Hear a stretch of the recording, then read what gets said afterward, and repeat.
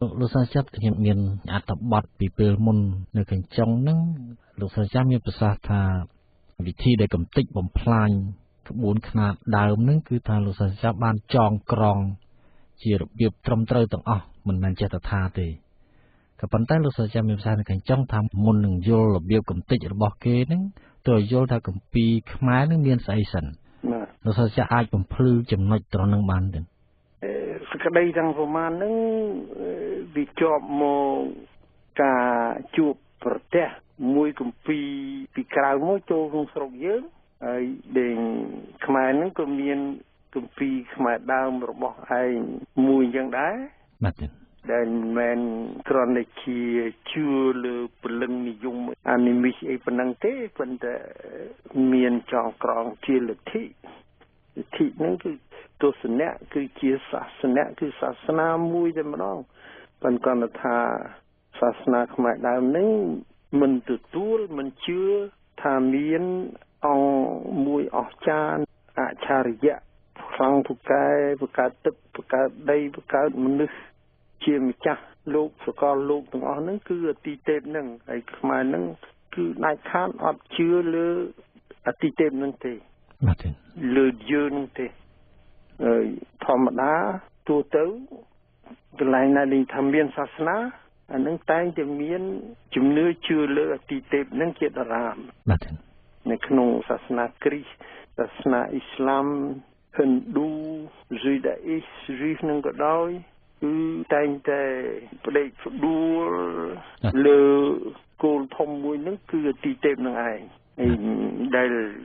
ស្រួលយល់ឯងគឺថាដែលគេនិយមទទួលថាសភាវៈអស្ចារ្យមួយខ្លាំងពូកែធំបញ្ញាអីគ្រប់សពមានឫទ្ធានុភាពលើសលប់អីទាំងអស់ហ្នឹងហើយដែលជាអ្នក creator ជាអ្នកបង្កើតឲ្យមានទឹកដីភ្លើងខ្យល់ឲ្យមានមនុស្សយើងនេះជាពិសេសអ្វីទាំងអស់សុទ្ធតែជាស្នាដៃជាការបង្កើតរបស់អតិទេពហ្នឹងហើយខ្មែរវិញអត់ជឿលើតួបែបហ្នឹងបាទហើយអ្នកខ្លះច្រឡំថាកែងនឹងហើយដែលហៅថាព្រះក្នុងពាក្យសម្ដីខ្មែរក្នុងជំនឿខ្មែរនោះមិនមែនទេមិនកុំច្រឡំព្រះខ្មែរនឹងយើងបានរៀបរាប់ខ្លះមកហើយគឺគ្រាន់តែជាសភាវៈអ្វីមួយដែលមានពន្លឺត្រាស់ដឹងមានវិជាមាន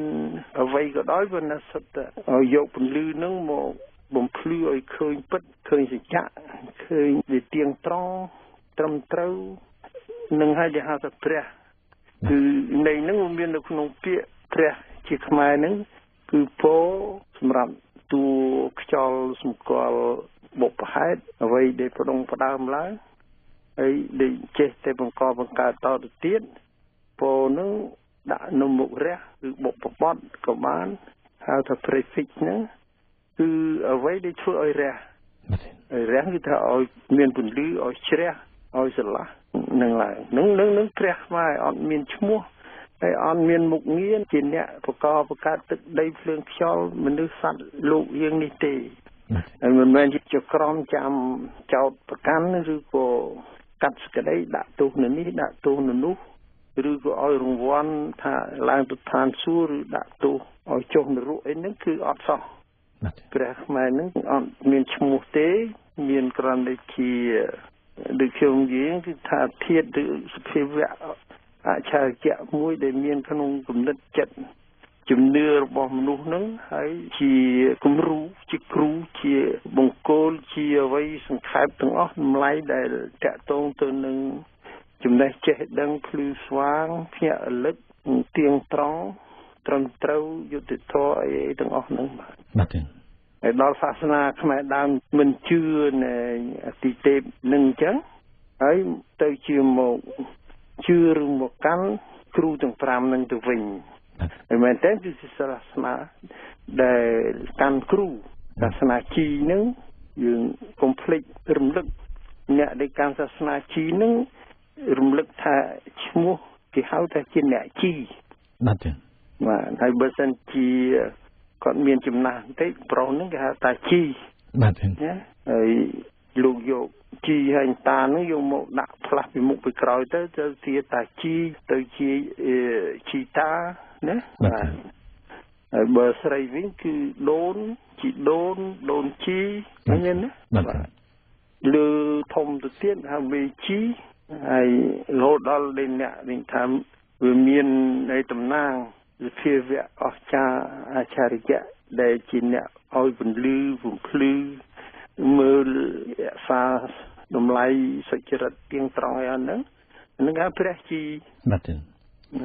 នៅក្នុងពាក្យខ្មែរដែលអ្នកស្រុកធ្លាប់និយាយនៅស្រែជនបទចុងកាត់មាត់ញោកក្តីពាក្យជីហ្នឹងគេតាមអ្នកស្រុកខ្លះធ្លាប់និយាយដូចជាថាអ្នកដែលបួសបានម្ដងហ្នឹងគឺថាបួសមួយបួសនេនហ្នឹងគេហៅជីគេថាបួសមួយហៅជីបួសពីរហៅអ្នកបួស3កលៈហៅលោកតានឹងគេអ្នកតែងកាប់ពីព្រោះនៅស្រុកភូមិជាច្រើនពេល